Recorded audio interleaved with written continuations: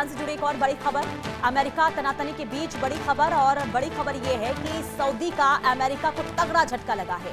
Saudi ने air space देने से इनकार कर दिया है। हम अपना एयर स्पेस नहीं देंगे, सऊदी ने जंग का भागीदार बनने से साफ मना कर दिया है। तो कुल मिलाकर अमेरिका के खौफ में खाब नहीं की, रातों की नींद हराम हो चुकी है और मिडिल ईस्ट के कई देश तबाही के अंदेशों में खौफजदा इस वक्त नजर आ रहे हैं। और यही भी वजह है कि इस बीच अमेरिका के मिशन को सऊदी अरब ने तगड़ा झटका दे दिया है। सऊदी ने अमेरिका को दो टूक शब्दों में यह कह दिया है कि वो ईरान पर हमला करने के लिए अपने एयर स्पेस को इस्तेमाल कतई नहीं होने देगा। और बार बार ईरान को धमका रहे ट्रंप को अब अपनी मिडिल ईस्ट रणनीति पर दोबारा से विचार करना पड़ेगा।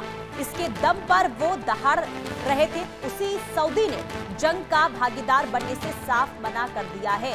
और ऐसे में आदित्य अब क्या होगा, क्योंकि सऊदी ने ये साफ कह दिया है कि अमेरिका को एयर स्पेस नहीं देगा।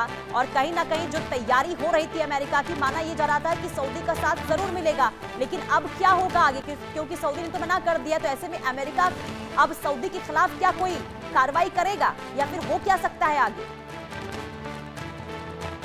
जी बिल्कुल, देखिए पुनीता, ये बहुत ऑब्वियस बात थी, क्योंकि सऊदी को कहीं ना कहीं कंसर्न्स है कि अगर उसने अपनी एयर स्पेस अमेरिकन वॉरप्लेन्स को दी, अगर कोई ऐसा मिलिट्री स्ट्राइक होता है तो ईरान जो है सऊदी पे भी अटैक कर सकता है। और कहीं ना कहीं हालांकि अमेरिका सऊदी पे कोई ऐसा एक्शन नहीं लेगा, क्योंकि अमेरिका और सऊदी काफी क्लोज एलाइज है।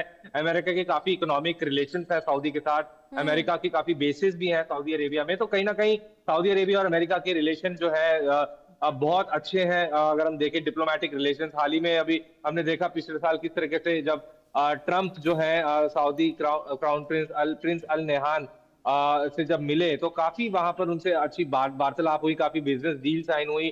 तो काफी अमेरिकन इन्वेस्टमेंट भी अमेरिका सऊदी में करेगा। तो कहीं ना कहीं काफी अब अमेरिका शायद हो सकता है अब खाली एक लिमिटेड मिलिट्री स्ट्राइक करे ईरान के खिलाफ, क्योंकि अब सऊदी ने एयर स्पेस देने के लिए मना कर दिया है या कुछ और ऑप्शन लगाए। तो सारी चीजें अभी टेबल पे हैं और अब देखने वाली बात होगी कि अमेरिका का क्या कदम रहता है अगला। जी और आदित्य, क्योंकि देखिए अच्छे रिलेशन होने के बावजूद भी अगर सऊदी ये कह दे कि हम जंग का भागीदार नहीं बनेंगे, तो ये बहुत बड़ा झटका अमेरिका के लिए है।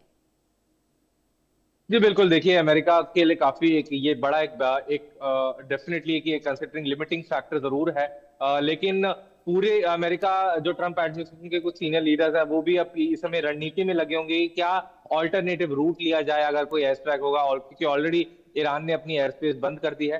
तो काफी इसमें कॉम्प्लेक्सिटीज है इनको लेकर, और अब देखने वाली बात होगी पुनीता यहाँ से क्या चीजें निकल के आती हैं। बिल्कुल, लेकिन अब ईरान, क्योंकि देखिए ईरान में एक तरफ कहीं ना कहीं देखिए अब जो निर्वासित रजा पहलवी थे वो अब एक्टिव होते हुए नजर आ रहे हैं। अमेरिका में उनकी मौजूदगी जरूर है, लेकिन उनकी पूरी कोशिश ये है कि ईरान में एक बार फिर से वो सत्ता में आए और राहतशाही वापस लौटे। तो क्या माना जाए कि अब वो स्थिति बनती हुई ईरान में नजर आ रही है?